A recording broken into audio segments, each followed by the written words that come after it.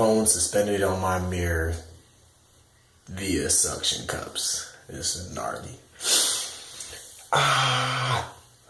Yo, MRJ.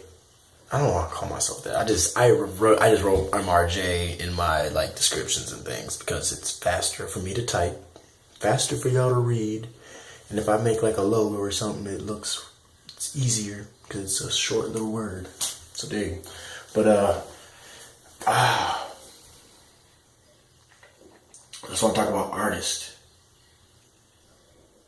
And to me, an artist is just somebody that uses their mind, their imagination, to create things. It's not like someone that sits like if you work at McDonald's, you're not using your imagination to take the burger out of the oven. You're not an artist. You're working. You can work being an artist to make money, but what I'm saying is using your imagination is really what artistry is about. Whether you do music, you draw, boxing uses imagination to create circumstances in the ring. Martial arts uses imagination to hidden tiger, whatever, all that crap was imagination, because before anyone did hidden any type of animal, creature, crouching anything, they were just punching, bam, bam, just punching each other. Until one guy was like, man, I keep getting punched. I'm not strong and I can't punch this guy. Use my imagination, what can I do? Oh shit, I'm gonna sit down. And when he punches, I'm gonna move. And then I'm gonna hit him. And they created a counter. Whatever. Imagination. It's an artist. And people who are artists, you hear the term starving or struggling artist because it's very hard to make money with your imagination. Because when you use your imagination, it becomes very subjective. So people will like or dislike your art because everything is personal. Everything's an opinion.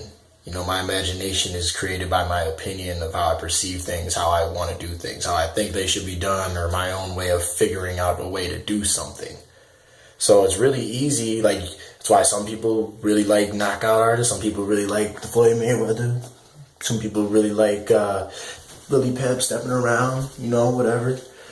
So and I just use boxing because that's the easiest thing for me to relate. I'm sure you know all sorts of astronomers or writers or oven makers. You can do the same analogies. But anyway, all those things are an opinion. So it's really easy. Like, you can look at a Starry Night, the drawing, painting Starry Night, and you might love it. You might love it. You might love it. You might love it. Or you might hate it. You don't care because you don't care. You don't appreciate it. You can't. Your imagination, it doesn't do it for you. You don't. It doesn't. Whatever. So it's very hard to do those things. People that choose to be an artist usually start out trying to do it to make money. They find out they can't. It becomes a hobby. They can't get away from it. Then it becomes like a side job they do for extra money. That's what happens to a lot of people. And they've inspired me for this too. It's like, I think that's what happens to a lot of people, man. Like, that's why they fail, is because they're trying to do something, and it takes a long time to build up a following, because you have to find like-minded people. Hence why, like, even YouTube, people doing YouTube videos, unless it's some sensational new thing, even those guys, you get really lucky, man, because you have to find people that are interested in what you're interested in. No one's going to subscribe or follow or check you out if they're not already interested in what you're talking in. So, again, it's really hard to find people that are exactly thinking or liking or wanting the things you are. So, especially, I always use this reference. Like, if you're Muhammad Ali and no one knows who you are, it doesn't matter. No one's going to come watch you fight because they don't know who you are. As an artist, no one knows who you are in the beginning. So that's why they say it takes somebody, or it takes a person. You got to know somebody, or you have the money to get your way in the door to do these things. And that's all artistry. or like boxing, you got to have somebody that's really patient and willing to work with you, because it's a poor man's sport. You know, a lot of people are poor style artists. That's kind of why they choose to do it, because it's like all the other things are not attractive to them. So they go with their passion, what their heart tells them, what they already kind of like doing, hoping that they can make money doing what they already like doing. And then that's where people fail, because they find out it's hard to do that. It takes a long time to find everyone that's willing to like you, or whatever, whether it's music or anything. You have to build it up. You have to gain this audience. And you're either going to get really lucky, or you're going to work your ass off for a long time. Now, with boxing, I first started, more and more people told me I shouldn't do it and stuff. I had a few people came, my close friends and stuff. But it took a long time before I was able to sell like 20, 50 tickets. Now 100 tickets, now 200 tickets, sometimes more. It took time. It took people seeing that I wasn't giving up at this, to see me that I was getting married, to have sort of a story behind it maybe. They know me. And more people see it. You gotta expose people. You have to be exposed. People have to be exposed to you. So this is kind of more for music, I guess. I seen tonight the show, and what I want to say is like, grind, man. If you're an artist, you gotta grind, man.